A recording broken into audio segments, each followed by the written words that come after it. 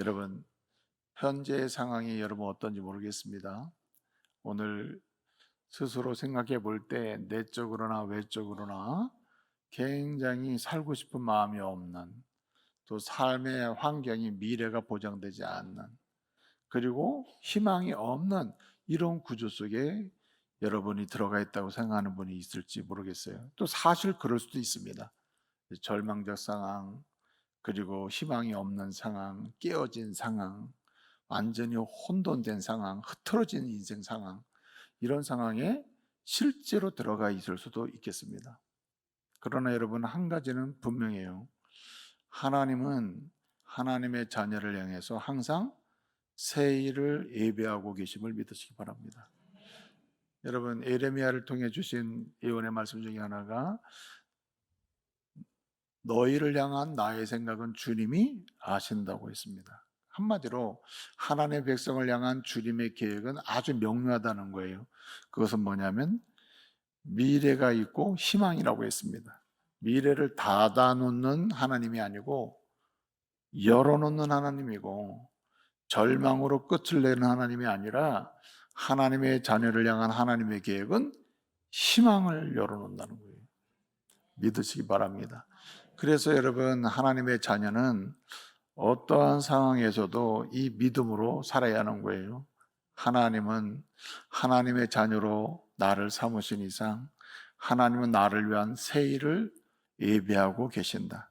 새 일을 준비하고 계신다. 아니, 새 일을 계획하시고 시행하고 계심을 믿으시기 바랍니다. 오늘 본문이 그 말씀이에요. 오늘 본문 말씀 43장 19절 말씀 한 절만 읽었는데, 오늘 말씀이 뭐라고 말씀합니까? 보라, 내가 새 일을 행하리니 이제 나타날 것이라. 너희가 그것을 알지 못하느냐? 반드시 내가 하면서 새 일을 행할 것을 말씀하고 있습니다. 그런데 이것은 앞으로 언젠가 너를 향하여 새 일을 행할 거라고 하는 예배적이거나 예측적 상황을 설명하는 게 아니에요. 영어로 하면은 I am doing이에요. 지금 행하고 있는 것입니다. 새 일을 지금 행하고 있는 거예요. 누구를 위하여? For you, 당신을 위하여 행하고 있는 거예요. For me, 나를 위해서 행하고 있는 거예요. 언젠가 내가 새 일을 행할 거야? 아니고, 새 일을 행하리니 하는 것은 지금 당신을 위한 새 일을 지금 이미 행하고 계시고, 그리고 마지막 완성을 향하여, 온전한 성취를 향하여 주님이 나가고 계심을 믿으시기 바랍니다. 그래서 오늘 주님은 그렇게 말씀하시는 겁니다. 내가 나의 택한 백성 이스라엘을 위하여 보라, 내가 뭐예요? 지금 새 일을 행하고 계시다고 말씀하는 거예요. 그리고 이것도 지금 뭐라 그랬지만 지금 이제 뭐예요? 이제 시작하는, 이제 나타날 것이라. 이 말은 뭡니까? 언젠가가 아니라 이미 시작되었고 이미 진행되고 있음을 말씀하고 있는 것입니다. 여러분, 오늘 이스라엘 백성들에게 이사야를 통해서 예언해 주시는 새 일은 뭘까요? 새 일. 새 일을 행하신다 그랬거든요. 하나님이 택하여 구원하신 이스라엘 백성을 향하여 새 일을 행하신다고 지금 말씀하고 예언해 주시는 거거든요.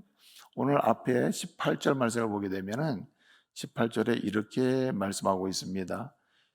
이전 일을 기억하지 말라, 옛날 일을 생각하지 말라, 이렇게 말씀하고 있습니다. 이전 일을 기억하지 마, 옛날 일을 생각하지 마, 지금부터 내가 행할 새 일을 기억해, 뭐 이런 뜻이에요. 굳이 19절과 비교해 보면. 그런데 46장, 이사야 46장 말이에요. 46장 8절 9절을 보게 되면은 동일한 패턴의 말씀인데, 이사야 46장 8절 9절에서는 이렇게 말씀합니다. 이 일을 기억하고 그 다음에 마음에 두고, 9절을 보면 또 뭐라고 얘기하냐면 이전 일을 기억하라고 얘기해요. 그러니까 이게 똑같은 이야기거든요. 옛날 일, 오늘 본문은 18절 옛날 일 기억하지 마, 생각하지 마, 이게 또 워드플레이입니다. 같은 의미를 반복해서 강조하고 있는 거예요. 그런데 오늘 46장에서는 뭐라고 하고 있어요? 기억해, 잊지 마. 이렇게 이야기하는 거예요. 그러면 오늘 본문에 어떻든 이전 일은 무엇입니까? 옛적 일은 뭐길래 여기서는 잊어버려, 여기서는 잊지 마 하는 그 이야기를 하고 있습니까? 오늘 18절에 이전 일, 옛적 일은 오늘 이스라엘 백성들에게 오늘 이 하시는 말씀으로는 뭐냐면은 오래전 이스라엘 백성들에게 행하신 출애굽 사건을 가리킵니다. 이스라엘이 민족으로 세워지고 나라가 세워지는 과정 중에 필수적으로 있었던 역사적 사건이 출애굽 사건이거든요. 예굽에서 종로를 타고 이집트의 종로를 타던 그 시절이 있는데 그게 약 한 430년 정도 되거든요. 그러면 430년 동안 애굽 생활을 했단 말이에요. 긴 시간 생활을 하게 되는데 그 애굽의 종로로 타던 이스라엘 백성들을 하나님이 어떻게 했습니까? 구원하셨단 말이에요. 구원하실 때 여러분 잘 알다시피 애굽에 몇 가지 재앙을 내렸습니까? 10가지 재앙을 내렸죠. 네? 그렇잖아요. 피재앙부터 시작해서 장자의 죽음까지 10가지 재앙을 내리고 그런 재앙을 경험하고 이스라엘 백성들을 바로가 해방을 시키거든요. 그 마지막에 이제 장자의 죽음이란 말이에요. 흔히 장자의 죽음에서 애굽 사람들의 장자는 죽고 이스라엘 장자는 안 죽어요. 그런데 안 죽는 이유는 이스라엘 사람이기 때문에 안 죽는 게 아닙니다. 뭐 때문에 안 죽었죠? 유월절을 지키라는 대로 지켰더니 그 지킨 사람들은 안 죽은 거예요. 그래서 해방이 되거든요. 그래서 애굽에서 나와가지고 이제 우리는 자유다 해가지고 나와 보니까 뭐가 기다리고 있어요? 홍해가 기다리는 겁니다. 바로가 이스라엘 백성들을 해방을 시켜 가라 이제 너네 나가라 보내놓고 나니까 너무나 억울하거든요. 그래서 군대를 동원해가지고 그냥 두지 말아야 되겠다 하고 추격을 할 때 앞에 뭐가 있어요? 홍해가 있대, 바다가 있단 말이에요. 그 바다가 있을 때 이제 죽었구나 하고 막 원망한 거 아니에요? 근데 하나님께서 그 바다를 어떻게 했어요? 가르시고 길을 내서 건너가게 하신 이야기가 이제 홍해를 건넌 이야기, 구원받은 이야기, 오늘 본문 18절에 이전 일, 옛적 일이거든요. 근데 사실 뭐 홍해 건넌 이야기만이 아니잖아요. 광야로 들어갔을 때 물이 없을 때 반석에서 물을 내고 만나와 메추라기를 주어서 먹이고 입히고 하시는 거 아니에요? 그리고 40년 광야 생활에 가나안 땅에 들어간 전체적으로 이것을 출애굽 사건이라고 그래요. 사건은 애굽에서 구원받은 사건이 하나 큰 덩어리인데 그 속에서 구원받은 사건의 이야기들은 만화에 적어요. 아니 내가 지금 설명을 했는데 예? 만화에 적어요. 애굽에서 구원받았습니다 하는 얘기 단순하게 얘기하면 패키지로 하나 얘기할 수 있는데 그 구원받은 사건을 이야기하다 보면 어때요? 뭐 애굽에서 10가지 재앙에서 이스라엘은 구원받은 사건, 장제 죽음에서 구원받은 사건, 홍해에서 구원받은 사건, 광야에서 뭐 반석에서 물난 사건, 만나 먹은 사건, 이게 다 뭡니까? 이게 구원받은 사건이거든요.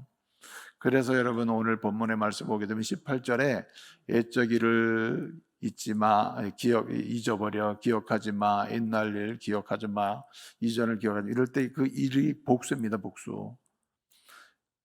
이집트 사건을 얘기하는데 다양한 이 하나님이 행하신 일이 있었던 거죠. 그런데 오늘 19절에서는 보라 내가 새 일을 행하리니 그것을 기억하지 말랍니다. 이 말은 진짜 기억하지 말고 이거나 기억하라는 상대적 비교를 하려는 게 아니라 이전에 이스라엘 백성들에게 주셨던 이 구원의 사건과는 비교할 수 없을 정도로 새 일을 새로운 구원의 역사를 경험하게 될 거라는 거예요. 여러분이 죄와 사면서 구원받았죠. 앞으로 여러분이 계속해서 인생을 살면서 하나님은 여러분을 향하여 새 일을 예비하실 것입니다. 어떠한 가운데서도 건져주실 거예요. 살려주실 거예요. 길을 여실 겁니다. 그러므로 새 일을 소망하고 새 일을 갈망하고 새 일에 응답하고 새 일을 체험하면서 생명의 환희도 느끼고 그리고 감격적인 인생의 기쁨도 누리시면서 세상을 향해서는 축복하시고 하나님을 향해서는 예배하면서 영광스러운 인생을 살아가야 할 줄로 믿습니다. 그래서 오늘 본문은 주님이 새 일을 행하신다. 근데 그러면 새 일이 뭘까요? 이 출애굽 사건과 버금가는, 이것보다 버금가는 또는 이것보다 더 감격적인, 이렇게 비교를 할 수 있는 사건이 바벨론 포로 사건이에요. 바벨론에서 포로에서 돌아오는 사건이 해방되는 사건이에요. 여러분, 이사야가 이 예언의 말씀을 지금 예언하고 있는 거거든요. 이사야는 4명의 이스라엘의 왕들이 사는 동안에 예언한 선지자입니다.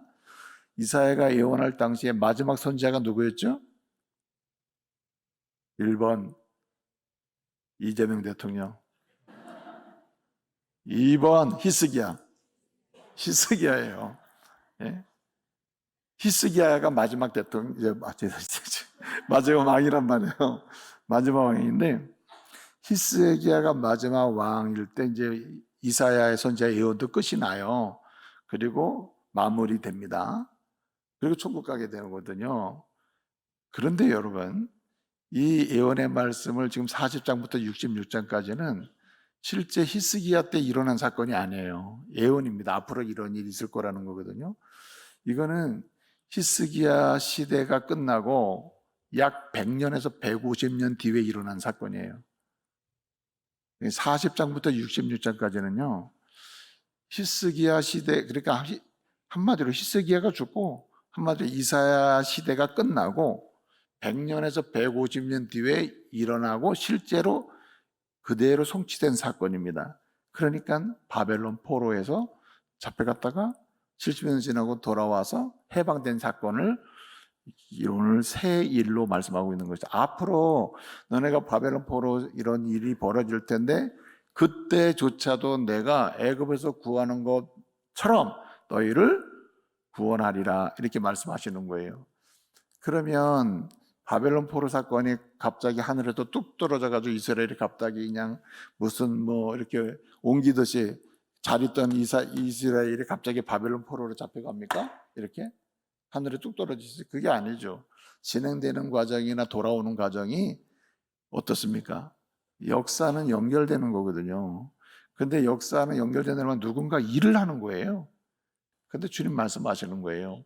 하나님의 백성은 아무리 죄를 범하고 하나님의 자녀가 된 자들은 어떠한 상경에도 내 자녀, 내 사람, 내 백성이기 때문에 오늘 1절에 말씀한 대로 내가 너를 지명하여 불렀나니 너는 뭐라 그랬어요? 1절에 너는 내 것이라, 내 자녀, 내 백성, 내 사람이기 때문에 내가 끝까지 책임진다는 거예요. 그러면서 어떠한 상황에 내가 너희를 위해서 무슨 일을 행해요? 새 일을 행하는 거예요. 새 일. 옛날 일을 반복하는 게 아니라 새 일을 행하는 거예요. 새 일은 생명과 관계됐고, 새 일은 은혜와 관계가 돼 있고, 새 일은 열림과 관계됐고, 새 일은 성취와 관계되는 거예요. 이 일을 누가 하시느냐? 주님이 하시는 겁니다. 그래서 여러분, 사실은 바벨론 사건은, 바벨론 포로로 잡혀가던 다시 돌아오는 사건은 히스기야 시대 또는 이사야가 예언할 때부터 100년 뒤에 150년 뒤의 일인데, 주님은 오늘 말씀을 뭐라고 하시냐면 내가 그때 가가지고 새 일을 한번 해볼게 하는 게 아니고 어떻게 했습니까? 지금 시행하고 있는 거예요. 여러분의 인생이 어떻게 펼쳐질 것 같습니까? 주님은요, 여러분이 인식하지 못해서 그래요. 인식하지 못하든 인식하든 간에 주님은 여러분의 현재와 미래를 향한 새 일을 예배하고 계심을 믿으시기 바랍니다.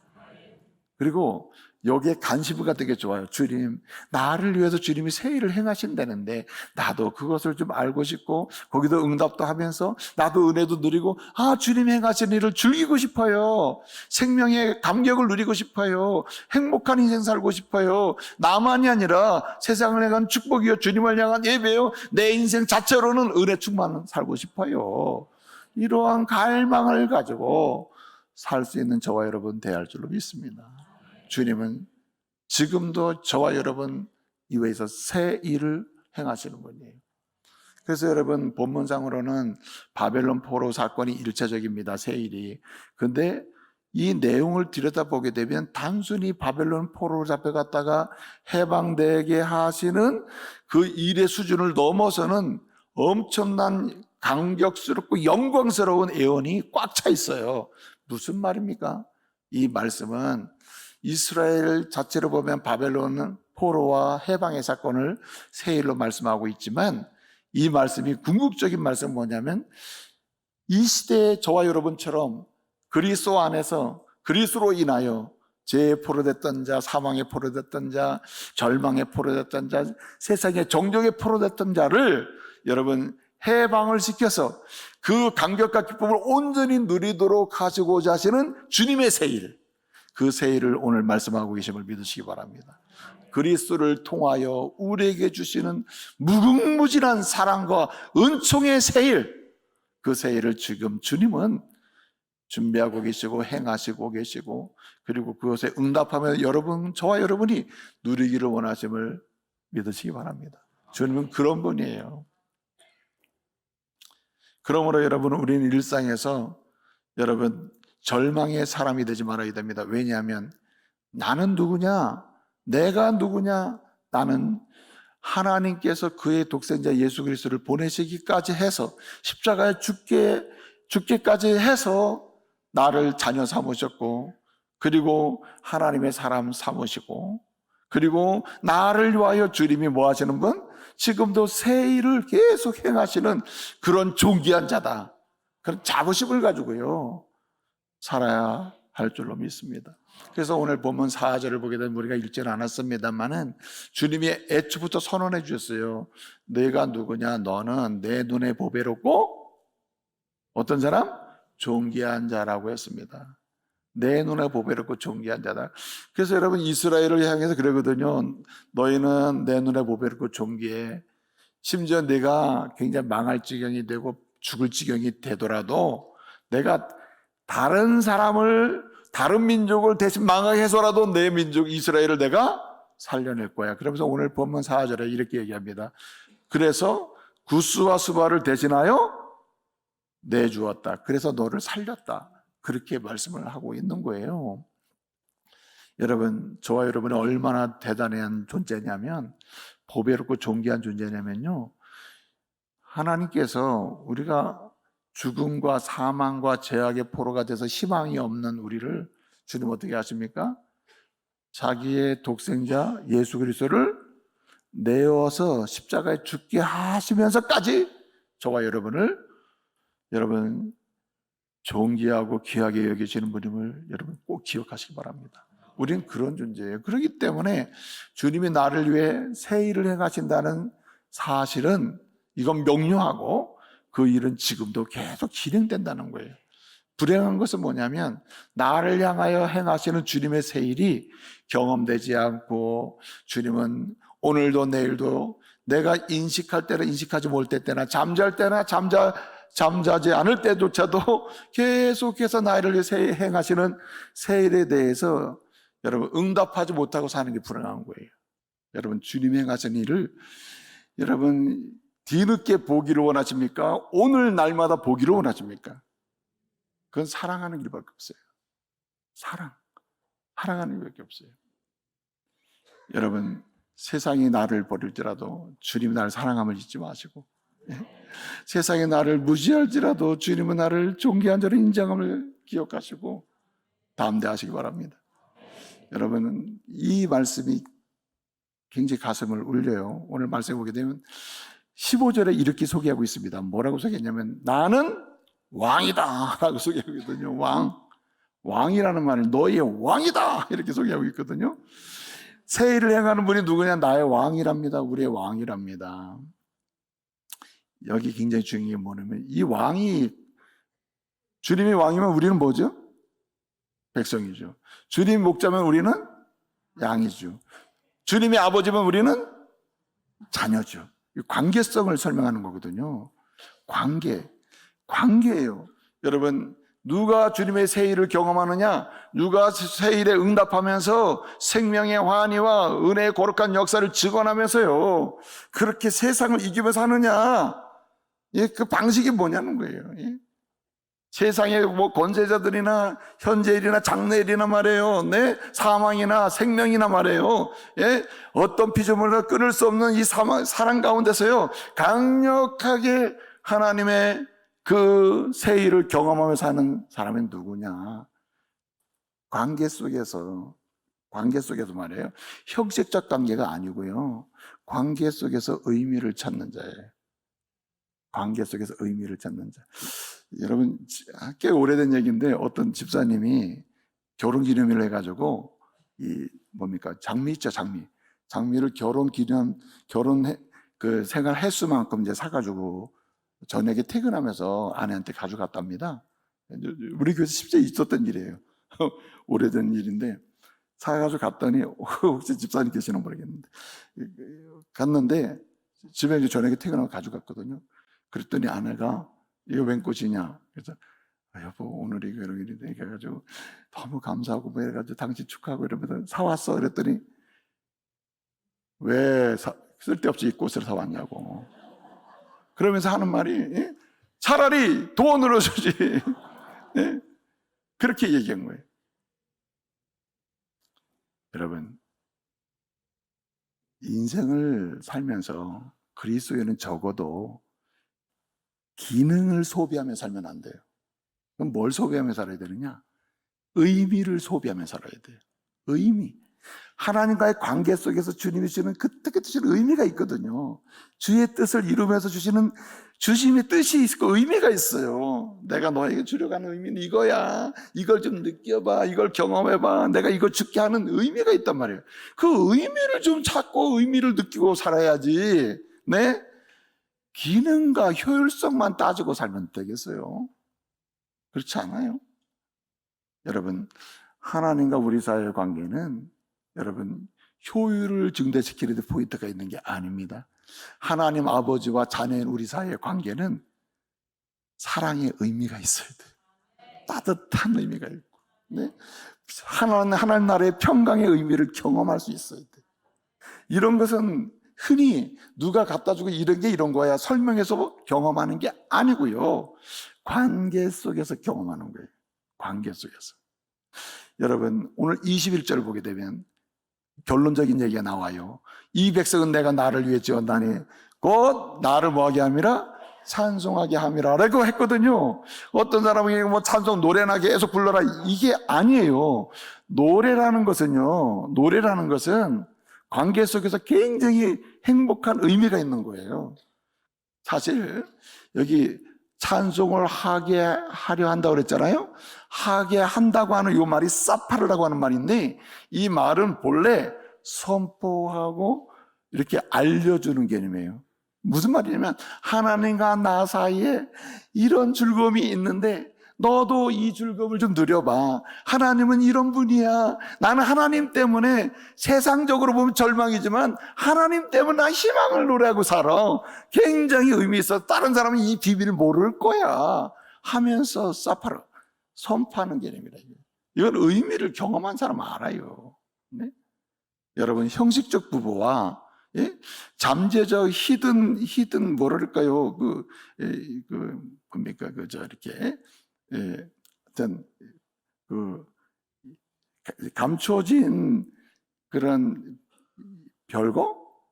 감춰진 별거. 이렇게 실제로는 잘 사는 것 같이 보이는데 별거한 사람이 있어요. 심리적 별거랄까요? 감춰진 별거. 부부로 잘 살면 한 집에 살고 밥 먹고 다 하는데 심리적으로는 별거예요. 느낌이 없는 거예요. 의미도 없는 거예요. 아무 생각이 없는 거예요. 그냥 사는 겁니다. 이게 굉장히 불행한 거 아니에요. 여러분, 주님은 그런 관계에 있는 사람 원치 않습니다. 주님과 어떤 관계예요?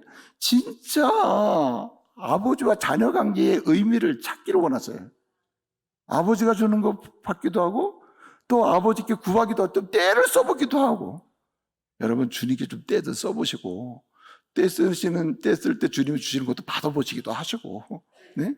여러분, 아버지와 자녀 관계, 왕과 백성 관계의 기쁨을 의미를 좀 찾으시기 바랍니다. 여기에서는요 노래가 나와요. 찬송이 나오고 아버지 진짜 좋습니다. 노래도 나오고 아버지는 축복을 하게 되는 것이죠. 이 은혜 누리시기를 말씀으로 축복합니다.